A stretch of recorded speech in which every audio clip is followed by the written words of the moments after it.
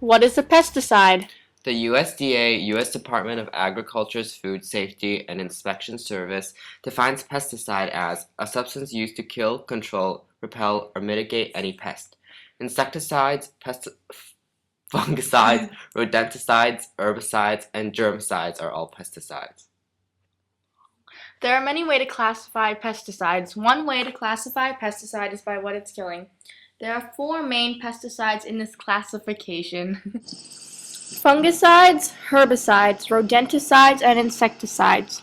Herbicides are used to kill weeds and unwanted plants, and they are used in yards and plantations. Fungicides are used to kill fungus that infect plants, animals, and humans, and are normally used to treat fungus-infected wood. Rodenticides are used to control rats, other rodents that eat food or carry diseases, and insecticides are used to kill insects. These are four of the main ones. There are many more. The first recorded use of pesticides was by the Sumerians around 2500 BCE. They used sulfur compounds. In around 1200 BCE, it was recorded that Chinese used mercury and arsenical compounds to combat body lice. In ancient Rome, Romans used to use salt to intoxicate weeds and burn sulfur to kill insects. In around 1600 CE, honey and arsenical compounds were used to kill ants. They were not the only ways used, just some major recordings in history.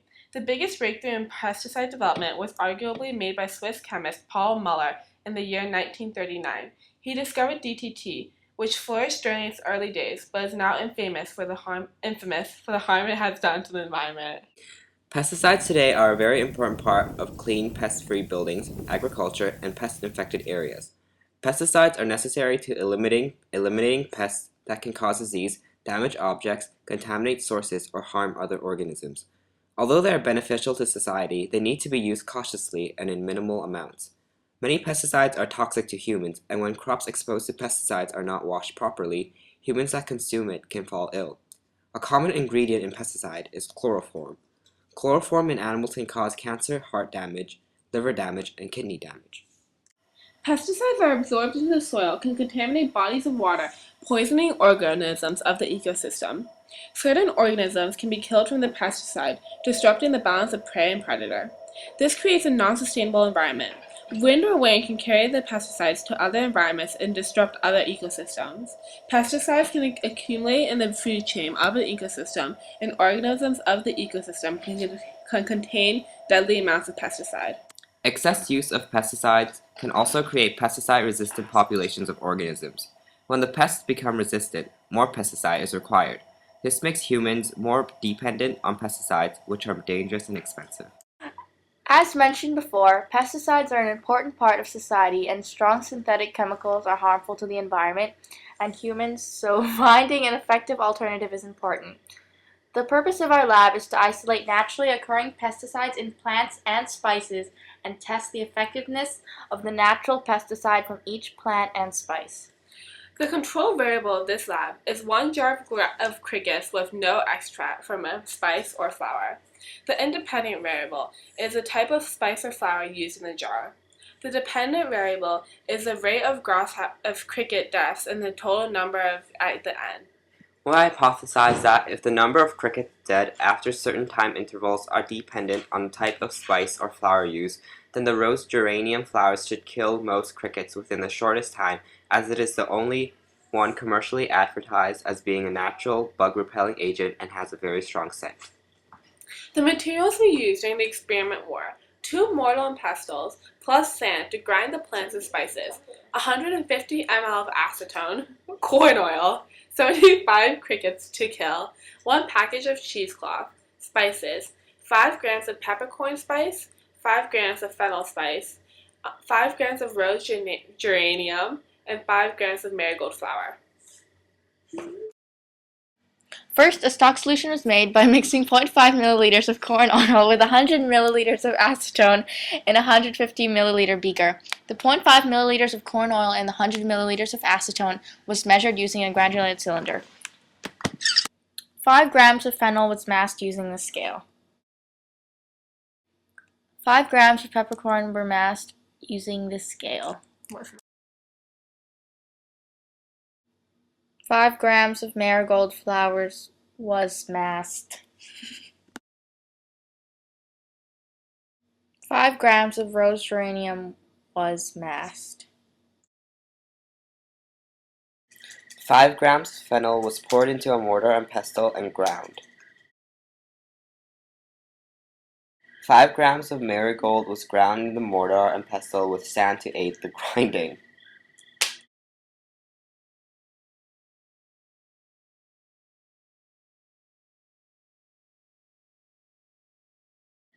5 grams of rose geranium was also ground in the mortar and pestle with sand to aid the grinding.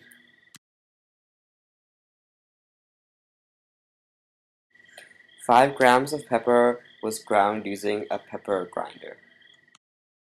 Starting with rose geranium, 10 ml of acetone was measured and added to the ground plant and stirred.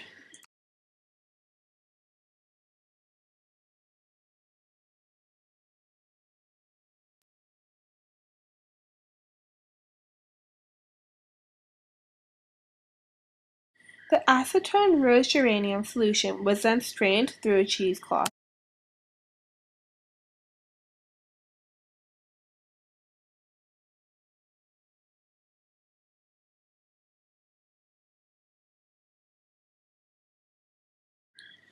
Ten ml of acetone was measured and added to the ground marigold plant and mixed. The mixture was then stirred.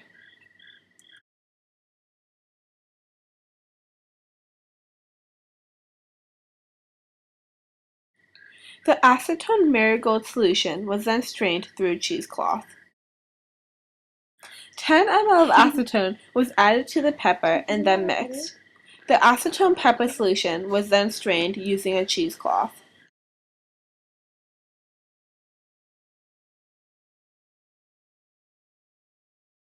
Then the fennel was then mixed with 10 milliliters of acetone. The fennel and acetone solution is then strained through a cheesecloth.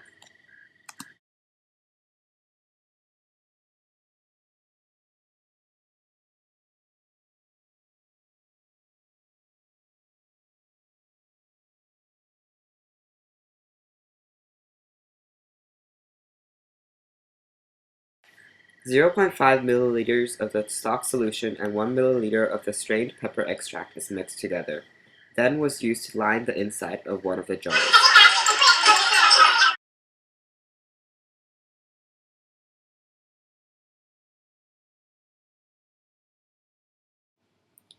0.5 milliliters of the stock solution and 1 milliliter of the strained marigold extract was mixed together, then was used to line the inside of one of the jars. 0.5 milliliters of the stock solution and 1 milliliter of the strained rose geranium extract was mixed together, then was used to line the inside of one of the jars.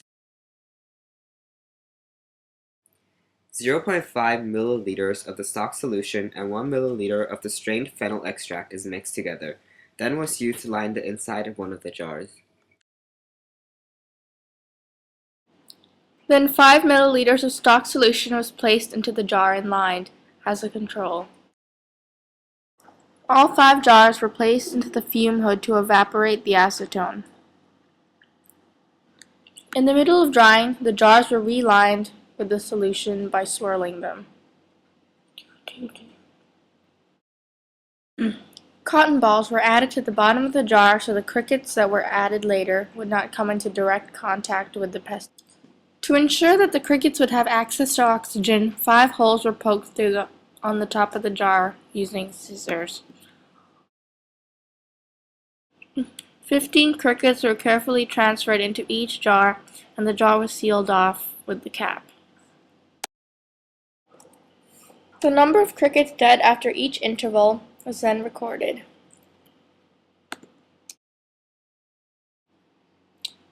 Our results showed that the marigold and rose geranium were the most effective natural pesticides. After 24 hours, all the crickets in the jars of marigold and rose geranium had died.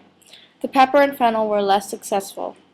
This shows us that natural pesticides derived from certain plants can be effective in killing insects. Natural pesticides are a much safer alternative to synthetic pesticides and less harmful to the environment.